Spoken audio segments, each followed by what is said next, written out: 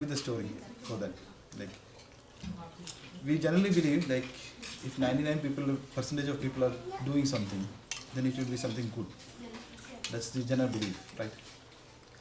So there's an old story in which a father and a son, along with a donkey, was going to the market. In olden days, if you have to go to the market, you have to pass through different villages. It's not straightforward. That's like go to any supermarket, nothing like that. So, father said, okay, son, you climb on the donkey. They were going to market to sell the donkey. That's the idea. So, father said, you climb on the donkey and we will walk. And I will walk. So, then when they came in the first junction, a lot of people were there sitting and chit-chatting. At the time, these people said, see how cruel this son is. Son is enjoying the ride and this old father is, and he is letting his old father to walk. So everyone was saying that. So when these two, father and son, heard this, then they said, oh, that's true.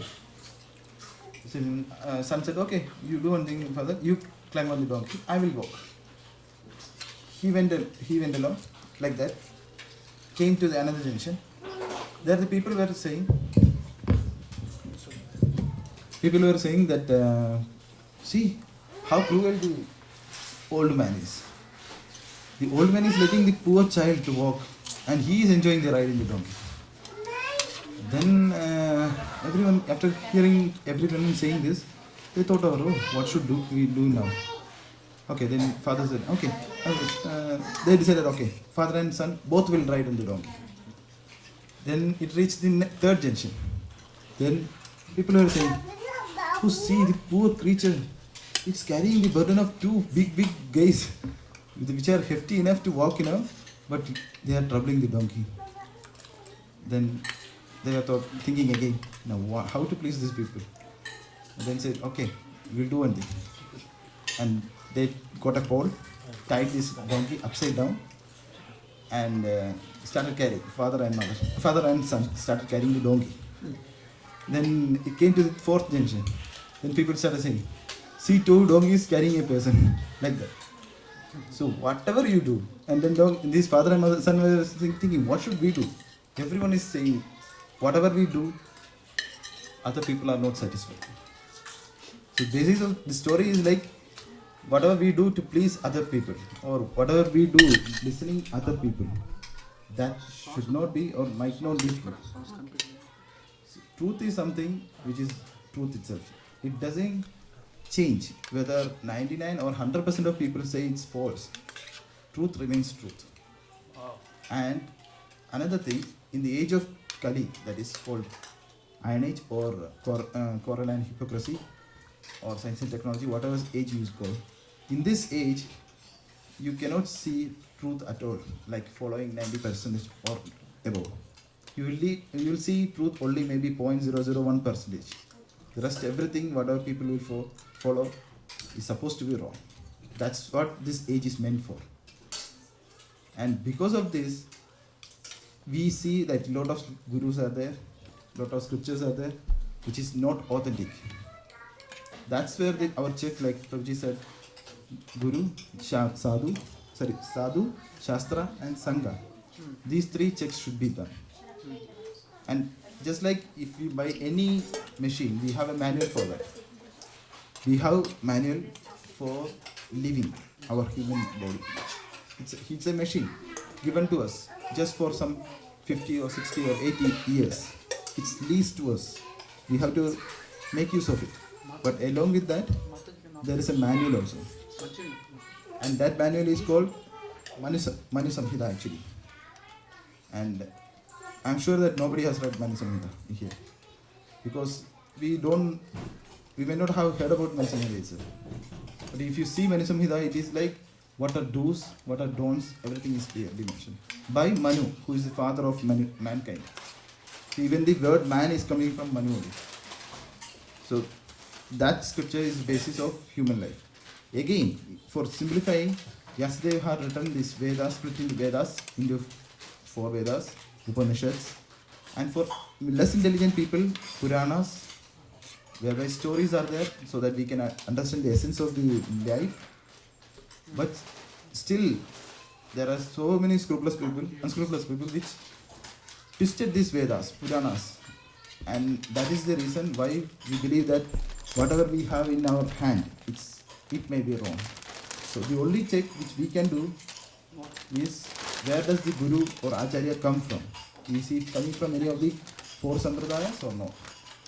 So if you go to any of the 4 Sampradayas, that is Brahma Sampradaya, Rudra Sampradaya, Sri Sampradaya, or Kumara Sampradaya.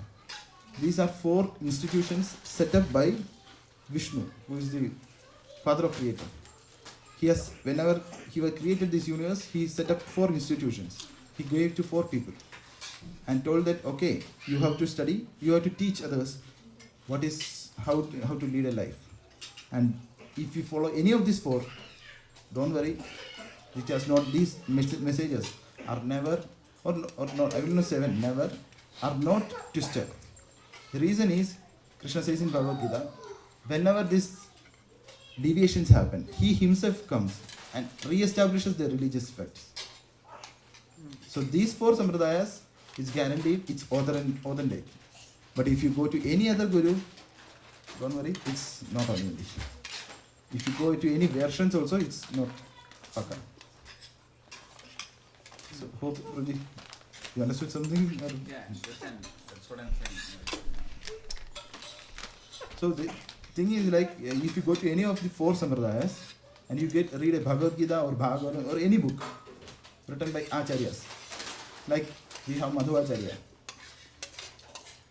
Example, when he was child, like around 12 years old age. For your information, like Madhavacharya is actually Vayu, who came as Bhima, who came as Hanuman. So Mahabharata happened like 5,000 years back, and when he came, it was like 3,000 years back, 3,000 or 2,000 years back. After Mahabharata, 2,000 years, Madhavacharya came. He was 12 years of age, and he was listening to there used to be a reading of Mahabharata. Just like now, it's Mahabharata reading is there, Saptaha is there in India. Just like that, Mahabharata reading was happening. Like lot of Panditas were like 10-25 Panditas were sitting and they are reciting that from that book, one of the books.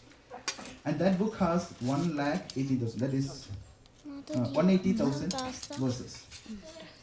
So in that book, they were all reading from one version of book. But this Madhavacharya said, whatever you're reading, that's not correct. That's incorrect. This is not the correct version of Bhagavad Gita. Sorry, Mahabharata. And then this 12-year-old child is saying this, so everyone ignored him. Then he got little agitated because he is the same Bhima who was there in the Mahabharata. So he got agitated and he said that no, I can tell you the correct version. And he started, whatever chapter they were chanting, he chanted the entire chapter.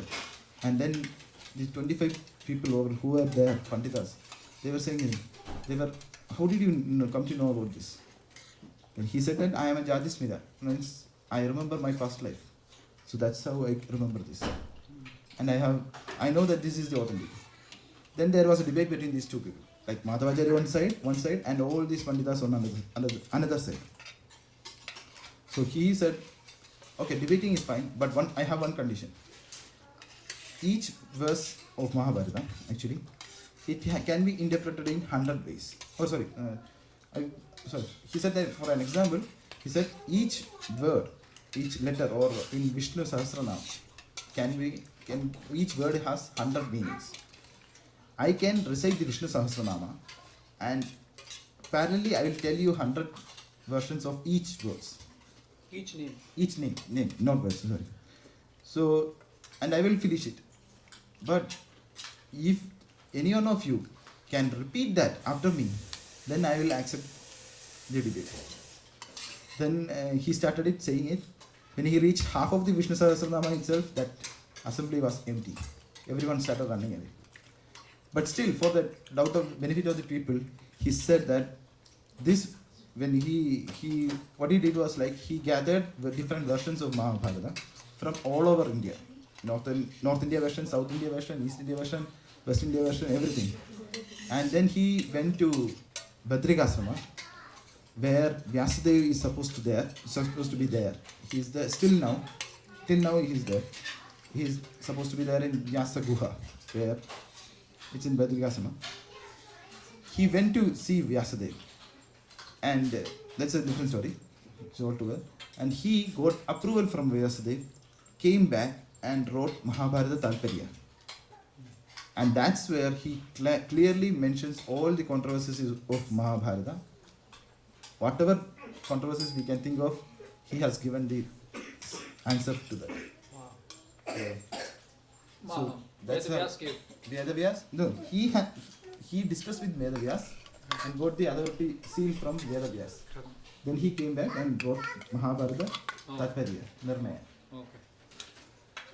So whatever we are, like basically whatever I am telling is based on Mahabharata Tatparya Nirnaya and other scriptures. So we are not just bluffing. That's the main thing. And Rudy, you were asking Raman? Any question? For example, right? Many people, common question is I'll try to answer, I don't know. about some. Let me ask first. I want to speculate. Any questions you have about Ramayana, Mahabharata? Like last week he asked about Karna.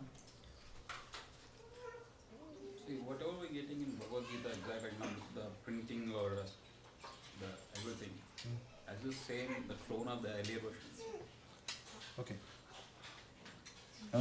Good question, because I forgot to tell that. I was about to tell that, but I forgot to tell. Then Prabhu, he who started ISKCON, when he came to America in 1965, at that time there were like 200 versions of English translations of Bhagavad Gita. And all these 200 versions of Bhagavad Gita were completely different in their motive. Means their message was completely different. If you read one Bhagavad Gita, you will understand something. If you read another, you will understand completely different something. I mean their translation. Their translation, not the Bhagavad Gita verses. Verses are same. Verses nobody The can change. translation and the purport, means purport, the explanation of the translation was completely different.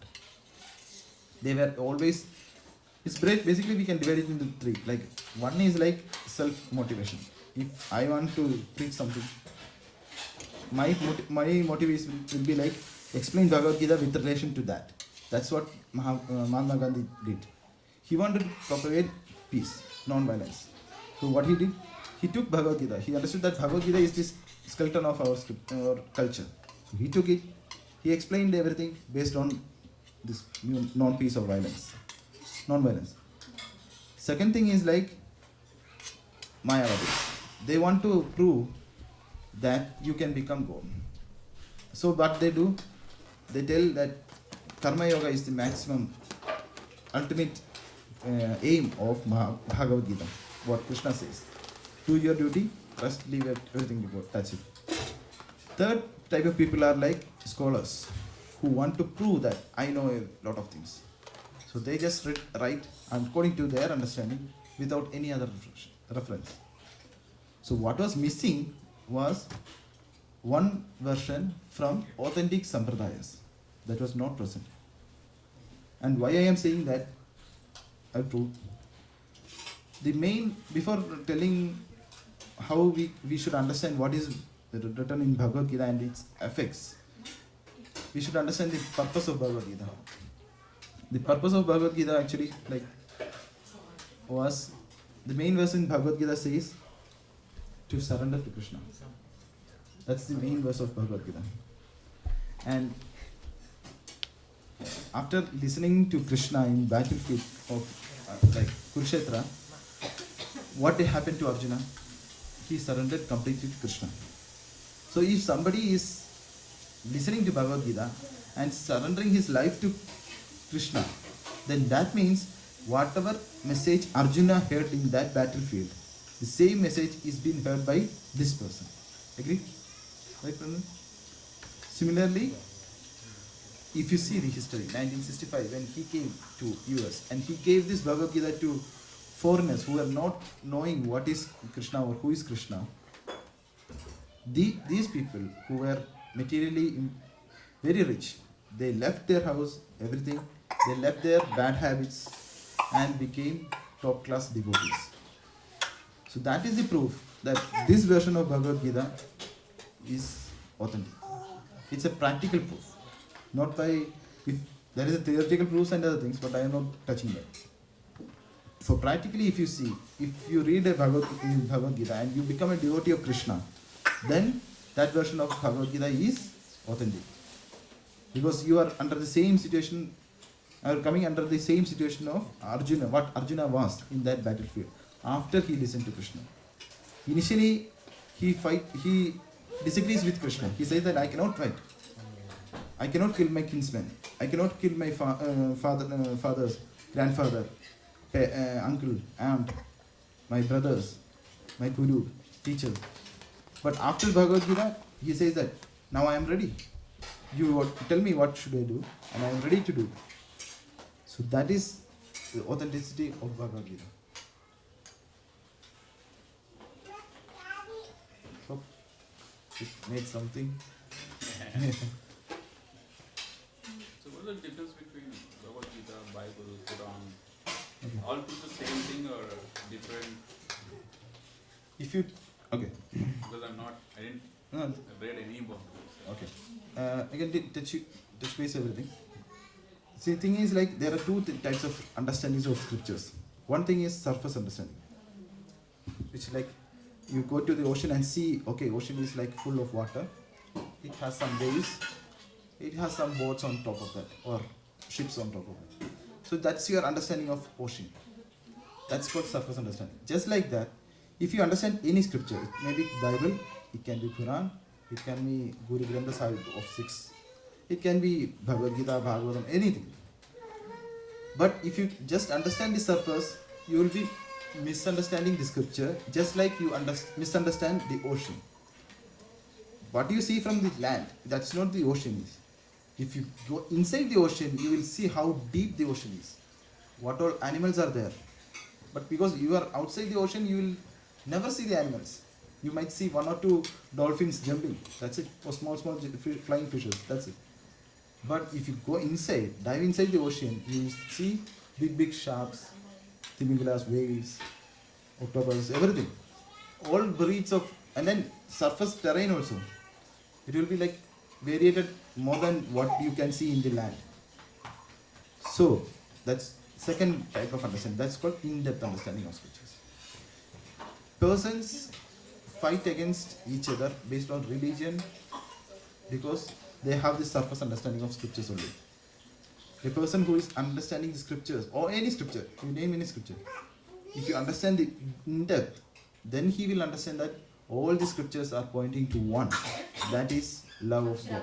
That's it. If you take Bible, if you take the actual version of Bible, it says one thing, like main thing is like love of God. The emphasis is based on love of God. I don't want to quote because I don't remember the exact verses, but like love your neighbor like yourself. Do unto others what you want others to do to you. That's the law of karma. Then everything, like if somebody slaps you in one cheek, show the other one, or restrain from retaliating. If you take Buddhism and Christianity is like almost one. No more difference. It's like same thing. Islam, if you see, the basis of Islam is like fear. I'll tell why it is. But if you read Islam, Quran, then you will understand that you should not do this. If you do this, you will go in hell. You do this, you will go in hell. You do these things, you go to heaven. So try to do these things. So like that, it is different. It will, discriminate. But that's surface understanding. If you go into the depth of Quran also, there also you will understand. Okay, surface understanding is of Quran again is like most of the Muslims believe that Quran says impersonally God doesn't have any form. But if you dive into Quran and see, Quran itself says that there is a face of God, there is a throne of God, and there is a form of God. But it has been misinterpreted. If you discuss this thing with any of the Muslim scholars, so-called scholars, then they will say that no, it's a symbolic representation. It's not the actual meaning. So that's the misinterpretation.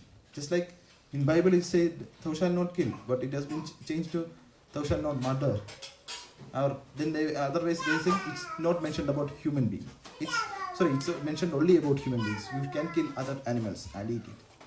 And you see, like, Jesus was a vegetarian, but now his followers are completely non-vegetarian. He said a lot of things, but followers are not following. Similarly in other languages also, other religions also. Even in Hinduism, that is what is happening. We are not supposed to eat meat and other things, and it is prescribed how to eat meat. It is mentioned what time of the month we can eat meat, which meat, and how to kill an animal. Everything is mentioned. Are we following all these things before eating meat? No, we just go to shop, buy it, that's it. So everywhere, if you see, it's regulated enjoyment is there. But why this difference, first of all, is because according to time, place and circumstance, people receiving this knowledge is different. For example, in Christianity, Jesus was preaching to fishermen. So he came to, like, he got this knowledge from eastern part of the world. He studied that knowledge. He went back to Jerusalem and he preached it to fishermen. And he was saying that I have too many things to say, but you guys cannot receive it. So I am giving an abridged version. Because if you see the Bible also, the ages from 12 to 13 is not present in any of the version of Bible. Only he came back at the age of 30 and preached for 3 years, and then he was crucified. That's the normal version. So he preached the same thing which he learned from Eastern part of the world, philosophy. And there he had mixed with love of God. He was giving examples which a common man can understand. That's how Christianity is. So he gave a very small book which is called Bible. And he himself said that is not the complete knowledge. Let's talk about Islam. Like Islam, if you see, the people who were following that was like actually nomad people. And they didn't have any culture at all. For example, to understand this thing, let's see, like if you go to a school, kindergarten school, and you see a notice board saying that you should not scream, you should not hit other people, or you should not vomit, you should not spit in the class. So if you see this, you should not do, that means somebody is doing that. That's why it is said that, okay, you should not do that, and the notice is put. With that understanding, you just imagine, like, for Islam, if you open the Quran, it is mentioned, you should not do sex with your mother and sister. You should not do all these things. You should not do this. Because they were doing all these things. So, from the lowest class, he's trying to get us to a higher class. That's what Nabi did. So, if we see the scriptures, we see everything. And then, second thing to understand is, like, if a child is very naughty and in younger ages, only thing which will make him obey is a stick or a beating. Show him a stick, or if he's not still following it, just give a beating. Then he will nicely follow. That's the approach which Nabi took. He said, if you open the Quran, it's always threatening. You should be doing nice things. Sorry to interrupt. Who took? You are Nabi. Oh, Muhammad Nabi. So if you do, like for example, if you eat, they wanted to eat meat, but okay, if you eat pig's meat, you will go to hell. You do this, you will go to hell. You do this, you will go to hell. 80 or 75% of this thing will be threatening. The rest, some portion, there is love of God. But people who are highly qualified, there are a lot of Sufi saints. And one of the Sufi, very famous Sufi saint who was very, like, always chanting Nabi's 99 names of God. They also have the names of God. So 99 names of God, he used to chant all the time. And he used to say, he said a very famous verse, like, not verse, sorry. He said that something, the translation was, if I had kerosene in one hand and a torch in another right hand, I would have set fire on both hell and heaven, so that people will not do all these mischievous things to go there to heaven. So then, if their fear of the hell and the love of heaven is gone from people's mind, then they will understand the scripture properly, that scripture says love God. That is the aim of scripture. So with that proper understanding, it's all very, like, one or two people might be there. So the similar thing for Hinduism. So if you see this number of scriptures in Hinduism, it's like, maybe it's like the entire house can be filled with that scriptures. If you see the scripture of Islam, it's like Quran, one book. If it is of Christianity, it's one small book, Bible. If you see of Sikhism, it's another book. That's it. It's all one book. This can be compared to, like, dictionaries.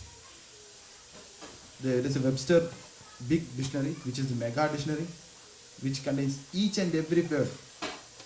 So that can be compared to our Vedic Sanatana Dharma system. We have gradations. You want a small book? Bhagavad Gita is there, which is very simple. It contains only 700 verses. Even that is too philosophical. Okay, then there is Manisamhita, but that is bigger than Bhagavad Gita. Bhagavad Gita is the least one. So that can be compared to Bible introduction. That is Webster's. The next one is like pocket dictionary. This pocket dictionary will be like, it will not contain all the words. It will be contain some words, but something will be missed out. So these scriptures, other scriptures like Quran, Bible, Guru Granth Sahib, all these scriptures can be compared as pocket dictionaries, which is for quick reference. But if you want to know details like who is God, what is he doing, what is the purpose of life, who are we, like am I the body or the soul, these questions are not there in these pocket dictionaries. You have to come to the Webster's dictionary to refer this. So that's why these variations are there. It depends on the time, place and circumstance. If a person, we will never teach a child in LKG complex algebra and calculus. We will not teach that to a 10th standard also. We will teach that to an engineering student of 3 degree. So that's like maths. Like you will be teaching 1, 2, 3 to a first standard kid. So you teach the basics. You are doing lot of mischievous things. Don't do at least this. You are eating meat, but don't eat meat which contains blood. Then that's what Christians say. Muslims also say. Muslims say that okay, don't eat pig's meat. Plus, meat should not contain blood. And while killing, do this mantra, blah blah blah. That's halal meat. To regulate. To regulate. In fact, they gave it just like we have a bar. Or how every home cannot become a bar. That's why it's a regulation. The reason they gave it also to help people to regulate, not to encourage eating. A controlled, a restricted way of doing it. So there, and thank you so much, Prabhuji.